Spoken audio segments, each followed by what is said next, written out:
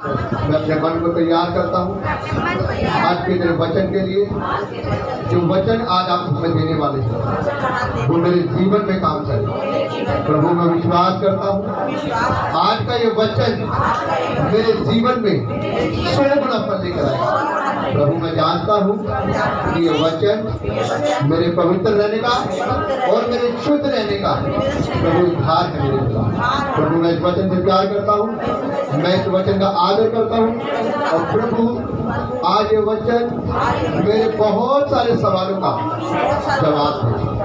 मैं मांगता हूँ खुदावंद यीशु मसीह के सामर्थ्य नाम से सब जन बोले आमीन। Hallelujah hallelujah. जोर से तारीफ करें जीवित परमेश्वर के जीवित मंदिर में। Thank you Jesus. प्रभु यीशु मसीह का धन्यवाद हो। Thank you Jesus.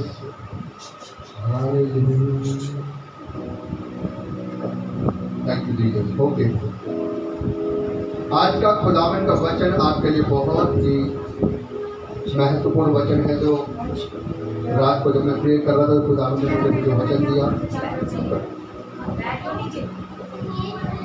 Thank you Jesus. Hallelujah. आइए हम खुदावन के वचन से हम निकालेंगे मत्ती नबी की पुस्तक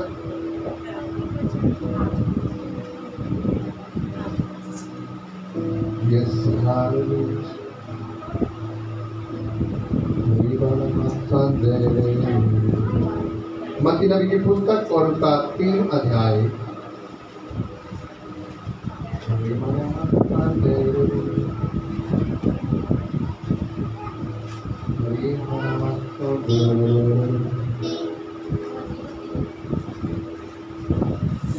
उसकी 1 और 2 को हम पढ़ेंगे और खुदावन का वचन जो आज आपके लिए वो आपका टॉपिक है आज मन फिराओ। हालेलुया। क्या है आज का टॉपिक? मन फिराओ। क्योंकि परमेश्वर ने हर एक को इस दुनिया में इसलिए भेजा है कि परमेश्वर की वो खुश कर सके। हालेलुया। परमेश्वर ने हर एक व्यक्ति को इस पृथ्वी पर क्यों भेजा है? ताकि वो परमेश्वर को खुश कर सके, प्रसन्न कर सके, ताकि जो परमेश्वर ने जिस इंसान को बनाया है पृथ्वी पर वो परमेश्वर की महिमा करे। हालेलुया। इसीलिए आप परमेश्वर की महिमा करने के लिए बनाए गए हो और आप परमेश्वर के उस कामों को तब कर सकते हो जब आप परमेश्वर की बनाई हुई इच्छाओं को पूरा करो। हालेलुया। परमेश्वर की इच्छा क्या है? क्या है परमेश्वर की इच्छा? कि आप उसकी हर उस आज्ञा को जो खुदावन ने अपने वर्ड ऑफ द गॉड में लिखी है आप उसके अनुसार अपने जीवन को व्यतीत करें। Hallelujah hallelujah. यह परमेश्वर की इच्छा है कि आप परमेश्वर के वचनों को फॉलो करो अपने जीवन में, उसके अनुसार आप अपने जीवन को चलाओ, ताकि खुदावन जो आपके जीवन में जो वो बड़े काम करना चाहता है उन बड़े कामों को करने लगे। हालेलुया। क्योंकि कई बार ऐसा होता है जब हम परमेश्वर की इच्छा से दूर होते हैं, जब हम परमेश्वर की आज्ञाओं के अनुसार नहीं चलते, जब हम उनके वचनों से डोल जाते हैं, उसकी पवित्र आत्मा से दूर हो जाते हैं, तो खुदावन जो हमारे जीवन में जो काम करना चाहता है वो काम नहीं करता। Hallelujah hallelujah. क्या आप मानते हैं आपकी बात को? इसीलिए परमेश्वर की इच्छा ये है कि आप परमेश्वर की इच्छा को पूरा करें और उस इच्छा को पूरा करने के लिए पहले आपको परमेश्वर के पास अपना समर्पण करना पड़ेगा। हालेलुया। आइए हम पढ़ेंगे यूहन्ना को मत्ती उसकी 3 उसकी 1 और 2 को। यस, लेकिन मेरे साथ में पढ़ लें। उन दिनों में यूहन्ना बपतिस्मा देने वाला आकर यहूदिया के जंगल में यह प्रचार करने लगा कि मन फिराओ क्योंकि स्वर्ग का राज्य निकट आ गया है। हालेलुया। क्या प्रचार करने लगा यूहन्ना? मन फिराओ क्योंकि स्वर्ग का राज्य निकट है। और ये कौन सा समय आ गया है? स्वर्ग का राज्य निकट आ गया। इवन मैं आपसे कहता हूँ कि स्वर्ग का राज्य आपके बीच में है। हालेलुया। क्योंकि परमेश्वर ने अपने वचन से ये बात बोली कि मन फिराओ क्योंकि स्वर्ग का राज्य निकट है। खुदावन आपके के निकट है, वो बहुत कम समय रह गया है जो परमेश्वर का आने का वो रह गया। इवन अगर आप जानो तो कुल्हाड़ा है, कुल्हाड़ा पेड़ की जड़ पर रखा हुआ है, जरूरत क्या है? मारने का। हालेलुया। क्योंकि आप पिछले दिनों में देख रहे हो परमेश्वर के वचन की सारी भविष्यवाणी पूरी हो रही है। मणिपुर में खुदावन के लोगों को सताया जा रहा है, जगह जगह बाढ़ें आ रही है, बहुत सी जगह भूकंप भी आए, बीच में पीछे कई जगह आग लगी। तो परमेश्वर ने कहा जब तुम इन चीजों को होते हुए देखो तो तुम समझ जाना कि मेरा आना निकट है। हालेलुया। और परमेश्वर का निकट आने का मतलब क्या है? स्वर्ग का राज्य तुम्हारे बीच में है। हालेलुया। क्योंकि जब परमेश्वर आएगा वो किनको लेकर आएगा? जो उसकी दुल्हन तैयार होगी। और दुल्हन उसकी तैयार कैसे होगी? वो उसके वचनों के द्वारा, उसके वचनों से जब वो फिर होगी उसकी पवित्र आत्मा से भरी हुई। इस प्रकार मैंने आपको पिछले संडे बताया था कि 5 कुंवारी समझदार थी और 5 क्या थी? मूर्ख। 5 जो समझदार थी उन्होंने अपने आप को फिल कर रखा था उसके वचनों से, उसकी आत्मा से उन्होंने अपना मेकअप पूरा कर रखा था। क्योंकि उनको पता था कि खुदावन जब दूल्हा आएगा तो समय नहीं मिलेगा। दूल्हा कहेगा चलो भाई चलो तैयारी, जिसकी तैयारी है मेरे साथ में चलो। इसलिए 5 समझदारों ने अपने आप को तैयार रखा, अपने श्रृंगार को तैयार रखा अपने वचनों के द्वारा, पवित्रता के द्वारा, और जब दूल्हा आया उनको अपने साथ लेकर गया। हालेलुया। लेकिन जो मूर्ख थी वो कहाँ रह गई? वो सोते रह गए। जब अंत का समय आया, जब समय नजदीक आया, जब दूल्हा जा चुका तो बेटा का दरवाजा खटखटा रही है, हे स्वामी हमारे लिए भी द्वार खोलो। दूल्हे ने साफ कह दिया मैं तुम्हें नहीं जानता। तो मेरे भाइयों बहनों, परमेश्वर आज अपनी बात कह रहे हैं। उन दिनों में यूहन्ना बपतिस्मा देने वाले ने यह प्रचार किया कि स्वर्ग का राज्य निकट है, मन फिराओ। आज हमें जरूरत है मन फिराने की। हालेलुया। कई लोग हमारे बीच में ऐसे हैं, वो बपतिस्मा तो ले चुके हैं, वो खुदा में तो आ चुके हैं, लेकिन उनका मन अभी तक नहीं फिर रहे हैं। क्योंकि कई बार वो ऐसा काम करते हैं कि खुदावन की हजूरी से वो दूर रहते, वो परमेश्वर की इच्छा को अपने जीवन में नहीं देखते। परमेश्वर ने जब बहुत कुछ उनको बोला है कि तू ये ना करना, ये ना करना, लेकिन वो सब काम करते हैं। खुदावन यहाँ पर एक बात कह रहा है कि मन फिराओ क्योंकि स्वर्ग का राज्य निकट है। अगर आप बाइबल से अगर योना के बारे में समझ लो, योना का जो टॉपिक है वो ऐसा टॉपिक है, परमेश्वर ने योना को बोला योना तू कहाँ जा?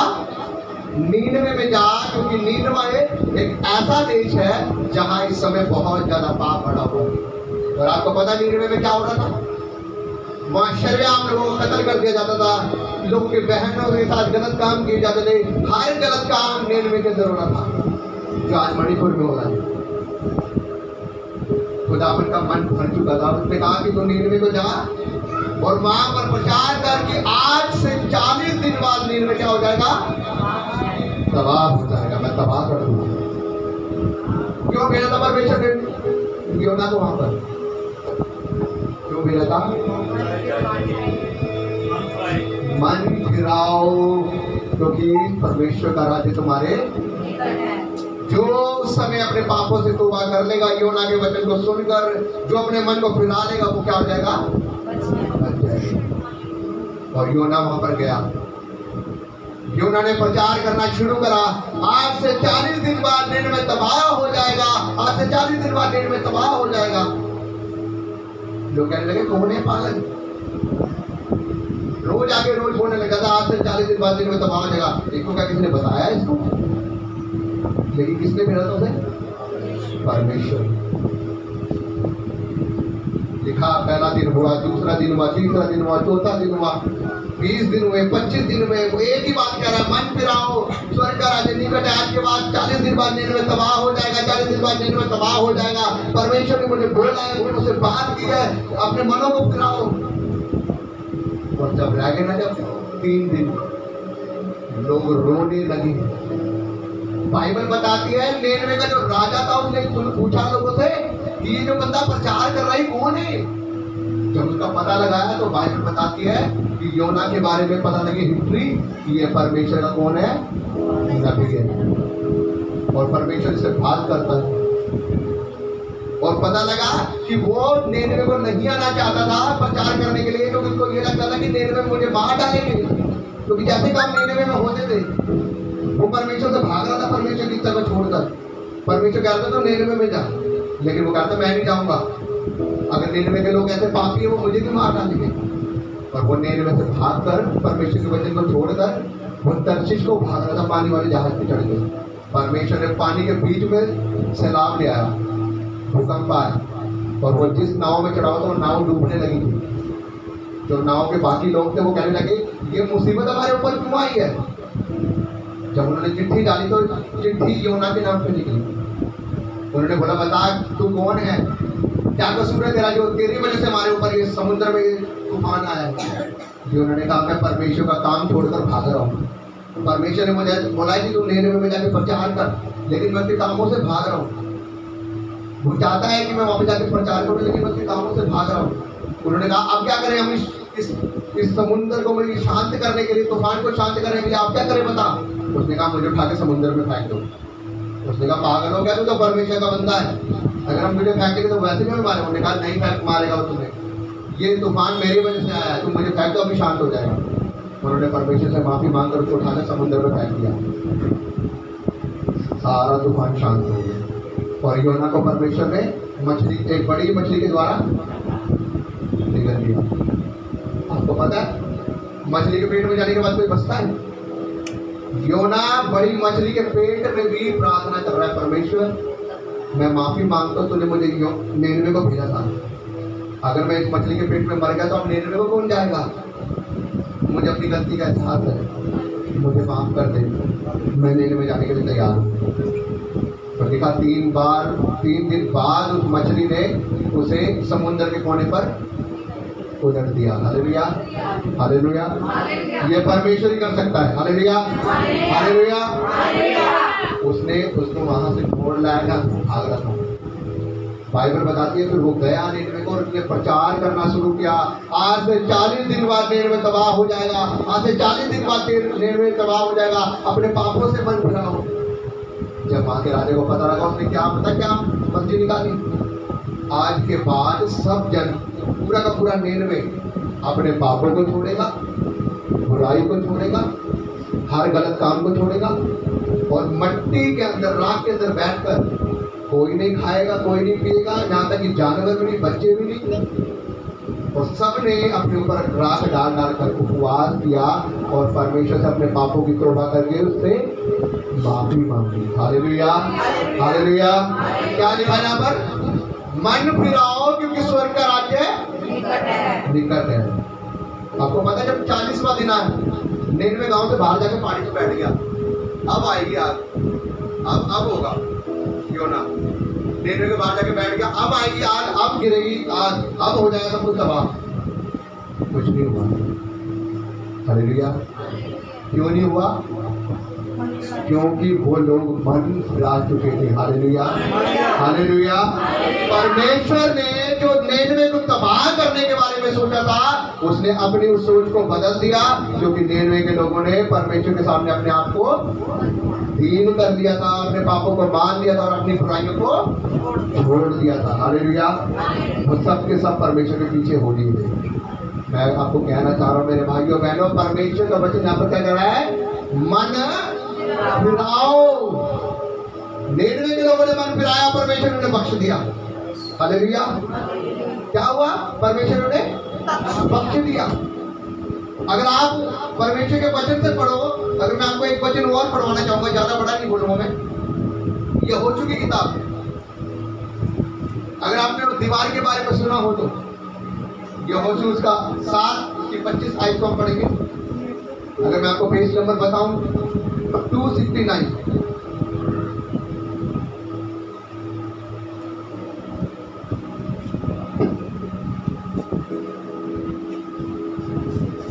Thank you, Jesus. Yes.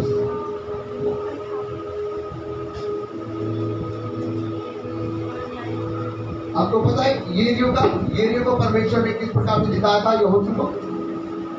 यरीहो एक ऐसा देश था जो यहोशू के सामने था, उसमें एक बड़ी दीवार थी वहां पर एक ऐसी दीवार थी जो कभी कुछ नहीं टूटने वाली नहीं थी, और यहोशू परमेश्वर का धर्मी दल था, इजराइलियों के साथ था।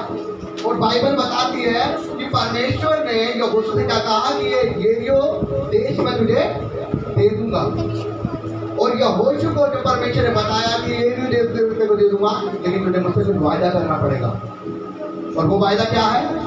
वो वायदा ये है कि वहां पर क्या बड़े क्या बच्चे क्या बुजुर्ग सबको मेरे नाम से मार देना, लेकिन वहां पर जो भी तुझे सोना चांदी है, तांबे की चीजें, पीतल की चीजें, लोहे की चीजें मिले, उसे मेरे भवन में मेरे कामों के लिए पहुंचा देना। हालेलुया। परमेश्वर का कहा वादा कर मुझसे।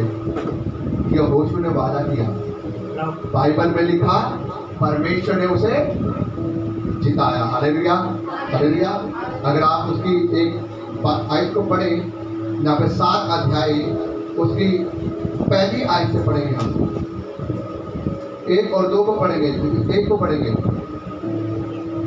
परंतु इजराइलियों ने अर्पण की वस्तु विषय में विश्वासघात किया, अर्थात यहूदा के गोत्र का आकान, जो जेहर वंशी जब्दी का पोता और कर्मी का पुत्र था। यस, उसने अर्पण की वस्तुओं में से कुछ ले लिया, इस कारण यहोवा का कोप इजराइलियों पर भड़क उठा। हालेलुया।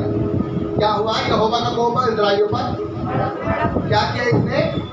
अर्पण की हुई वस्तुओं में से कुछ ले लिया। जब यरीहो का देश परमेश्वर ने दे दिया था ना यहोशू को, जो परमेश्वर ने क्या वायदा किया था कि तुम उसे क्या वायदा कर, जो भी वहां पर तुझे सोना चांदी जो भी कीमती चीजें मिलेगी उसे मेरे भवन में मेरे कामों के लिए पहुंचा देना।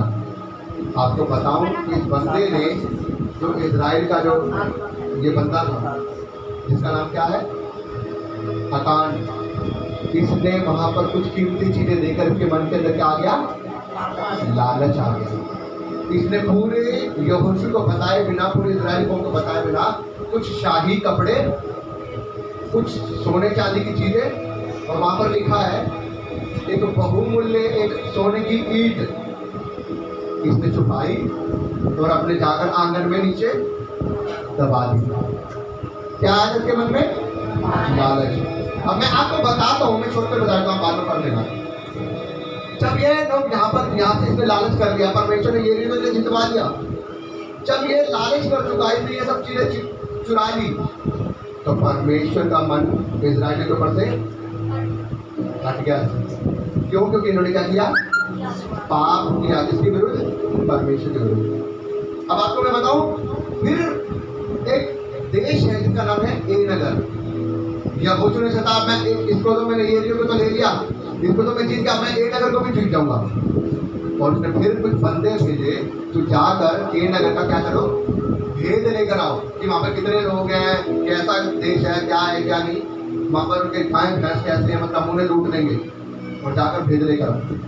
2-3 बंदे गए, उन्होंने जाकर बोला यहोशू को, अरे वो तो देश तो बहुत सुंदर है, बहुत बड़ा है, लेकिन वहां पे सिर्फ थोड़े से लोग हैं, हम ऐसे जीत जाएंगे। अब ऐसे जीत जाएंगे तो वहां पर सिर्फ 2-3 हजार लोगों को भेज देंगे। मैं आपको बताना चाहता हूँ, जब वो वहां पर गए, बाइबल बताती है वो वहां पर गए और वो 3000 लोग गए।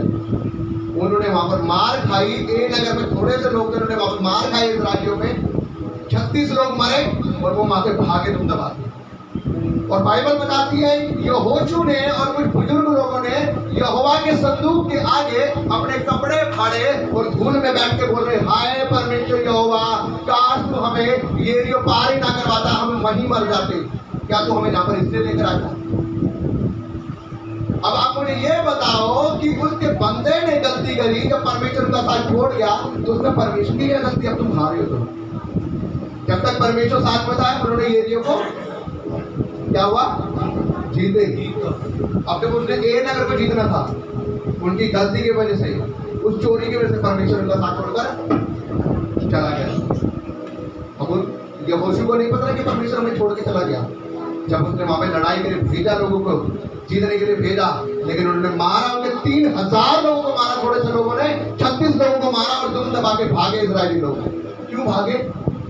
क्योंकि तुम उनसे परमेश्वर के विरुद्ध पाप हुआ था। मैं आपको बताना चाह रहा हूं, यही आज हम लोगों से होता है। ये मैं आपको इसलिए बता रहा हूं, ये चीज आज हम लोगों से होती है। वहां पर उनसे कुछ गलती हुई, उन्होंने पाप किया, उन्होंने मन को नहीं फिराया था। और बाइबल बताती है जब उन्होंने वो चोरी की तो वो मरे, 36 लोग मरे, तो तुम आगे भागे। और यहोशू रो रहा है और परमेश्वर फिर यहोशू से बात कर रहा है, अरे तू क्यों मेरी दुहाई दे रहा है, तू क्यों इस प्रकार से मेरे संदूक के आगे पड़ा हुआ है, तू क्यों मिट्टी में बैठा हुआ है, खड़ा हो।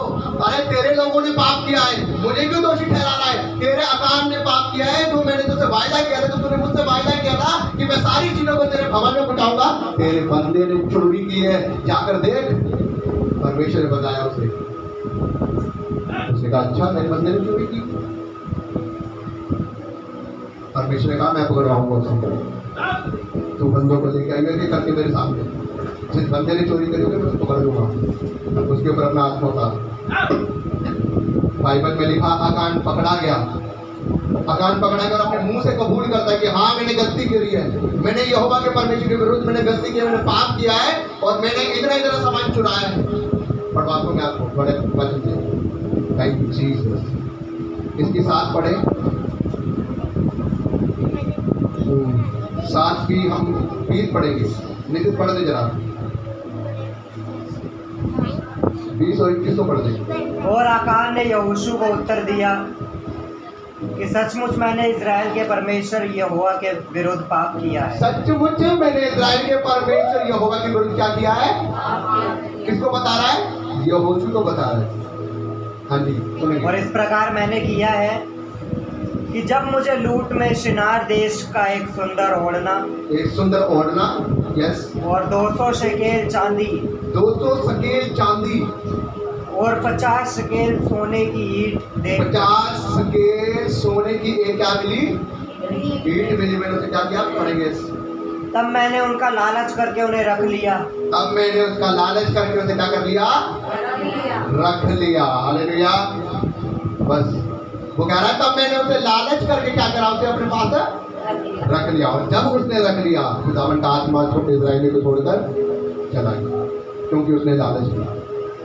मेरे भाइयों बहनों, परमेश्वर ने यहोशू को बोला इस बंदे को अपने बीच में से अलग कर दे। अगर तू इसको अलग नहीं करेगा तो मैं तुम इस्राएलियों के साथ नहीं रहूंगा, मैं तुम्हारे ऊपर दया नहीं करूंगा। अगर तुम इसको अपने साथ में रखोगे तो मैं ऐसे हारते रहोगे। और अगर तूने जीतना है, मेरी पवित्र आत्मा को पाना है, तो तू इसे अपने से अलग कर दो। पढ़ेंगे बाइबल से, इसके पीछे 25 आयत को पढ़ेंगे। तब यहोशू ने उससे कहा, तूने हमको क्यों कष्ट किया है? तूने हमको क्यों कष्ट दिया है? हम 3000 लोगों को क्यों पिटवाया है? हमारे 36 लोगों को क्यों मरवाया तूने हमें कष्ट क्यों दिया ये पाप करके? यस पढ़ेंगे। आज के दिन यहोवा तुझी को कष्ट देगा। आज के दिन यहोवा तुझको क्या कह रहा है? आज के दिन यहोवा तुझको तेरी गलती के कारण तुझको, तेरे पाप के कारण तुझको कष्ट देगा। ये सुनो। तब सब इस्राएलियों ने उसको पथराव किया और उनको आग में डालकर जलाया। सब इस्राएलियों ने उसके ऊपर पथराव किया और उसको आग में जलाकर क्या कर दिया? मार दिया। मतलब उसे इस्राएलियों से अलग कर दिया। मेरे भाइयों बहनों, मैं आपको इसलिए बात बता रहा हूँ, उसने अपनी गलती को नहीं मानने से परमेश्वर के विरुद्ध पाप किया, उसको सजा मिली, उसको सजा मिली और सब लोगों ने उसे पथराव किया, उसको आग में जलाकर उसे मार दिया। परमेश्वर आज चाहता है कि तुम्हारे अंदर अगर ये पाप होगा तो तुम परमेश्वर की उस आत्मा से नहीं बढ़ सकते। इस्राएली लोग क्या हुए? पाप की वजह से हारे। आज जब आपकी जिंदगी में पाप आता है ना, आप कर्जों में, बीमारियों में, अपनी लड़ाई में आप 100% हारते हैं। क्यों? क्योंकि खुदावन आपके साथ में नहीं रहता। मैं आज आपको ये वचन इसलिए समझाने की कोशिश कर रहा हूँ, जब आप परमेश्वर की हजूरी में नहीं आते, जब आप थोड़े से चांदी में, थोड़े से सोने में, थोड़े से पैसों में, किसी चीजों में नाना प्रकार के लालच करते हैं, बुराई करते हैं, पाप में फंसते हैं, तो आप खुदावन की हजूरी से अलग हो जाते हैं। और जब खुदावन की हजूरी से आप अलग रहते हैं, आपकी जिंदगी में दुख तकलीफ परेशानी आने लग जाती है। फिर आप परमेश्वर से बोलते, जब आप हारते हैं, परमेश्वर मेरे जीवन में दिक्कतें आ गई, परेशानी आ गई, बीमारी आ गई, क्यों आई है? मैं तो इतनी प्रार्थना करता हूँ। अरे आपने क्या लालच नहीं किया? आपने पाप नहीं किया? आपने चुगली नहीं की? आपने हेराफेरी नहीं की, आपने परमेश्वर के दसवांश को नहीं चलाया। हाँ, परमेश्वर कह रहा है यदि तुम मेरे साथ वफादार हो तो मैं तुम्हारे साथ वफादार हूँ। अगर तुम मेरे साथ भलाई होगी तो मैं तुम्हारे साथ भलाई होऊंगा, अगर तुम मेरे साथ काटे होगी तो मैं तुम्हारे साथ काटे होऊंगा।